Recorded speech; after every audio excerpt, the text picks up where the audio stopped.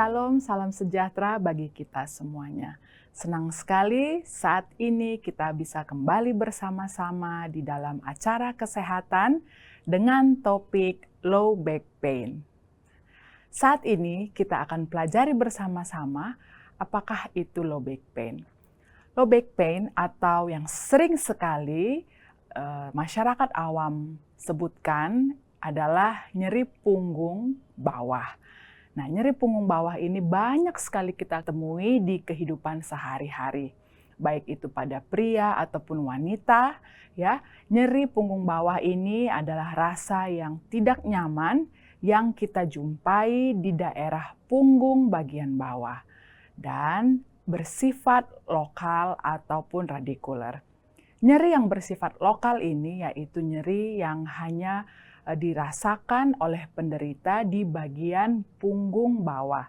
Sedangkan nyeri yang bersifat radikuler adalah nyeri punggung yang bisa dirasakan penderita menjalar hingga ke paha, betis, atau kaki. Jadi nyeri punggung bagian bawah menjalar sampai tungkai bawah. Nah, nyeri punggung bagian bawah ini bersifat akut dan kronis. Kalau bersifat akut, biasanya durasinya itu ada yang terjadi di bawah 4 minggu, sedangkan yang kronis itu di atas 4 minggu, ya bisa sampai berbulan-bulan. Nyeri ini hilang timbul ataupun berulang. Nah, nyeri punggung bawah ini biasanya terjadi 80% pada orang dewasa. Biasanya lebih banyak yang menderita ini adalah kaum wanita dan usia di atas 35 tahun. Di sini kita bisa melihat struktur tulang punggung kita atau tulang belakang kita, biasanya disebut juga dengan vertebra, ya. Ada vertebra servikal, ada vertebra torakal, ada vertebra lumbal, sakrum, dan coccygeus. Dan di sekitar tulang punggung kita ini juga ada struktur-struktur lainnya seperti otot, tendon, ligamen, diskus atau yang sering dikatakan dengan bantalan, kemudian ada saraf dan pembuluh-pembuluh darah di sekitarnya. Saat ini kita akan pelajari apa saja yang menyebabkan nyeri punggung bawah atau faktor-faktor resiko yang mencetuskan terjadinya nyeri punggung bawah.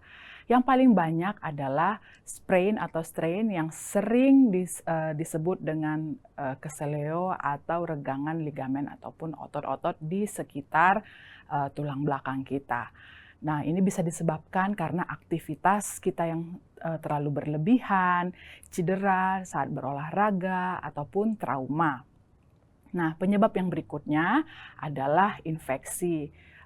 Contohnya osteomelitis atau ada abses di sekitar tulang belakang kita. Penyebab berikutnya adalah keganasan atau neoplasma, adanya peradangan, kemudian aktivitas sehari-hari kita yang kurang baik, postur atau struktur tulang belakang kita, contohnya kifosis atau skoliosis, dan penyebab terakhir adalah obesitas. Obesitas atau kegemukan ini sangat mencetuskan terjadinya nyeri punggung bawah karena tulang punggung kita ini atau tulang vertebra kita ini sangat berat kerjanya untuk menopang berat badan kita yang berlebihan. Nah, jika kita mengalami nyeri punggung bawah dan kita berkonsultasi ke dokter, biasanya dokter akan menyarankan beberapa pemeriksaan yang akan dilakukan. Bisa pemeriksaan ronsen, tulang belakang, ada CT scan, kemudian MRI, elektromiografi, myelografi, dan pemeriksaan laboratorium sesuai indikasi yang disarankan oleh dokter. Sebagai tata laksana untuk mencegah nyeri punggung bawah ini, pertama kita dapat mengkonsumsi obat penghilang rasa nyeri. Saran saya lebih baik terlebih dahulu berkonsultasi dengan dokter Anda agar terhindar dari kontraindikasi pemakaian obat yang tidak baik.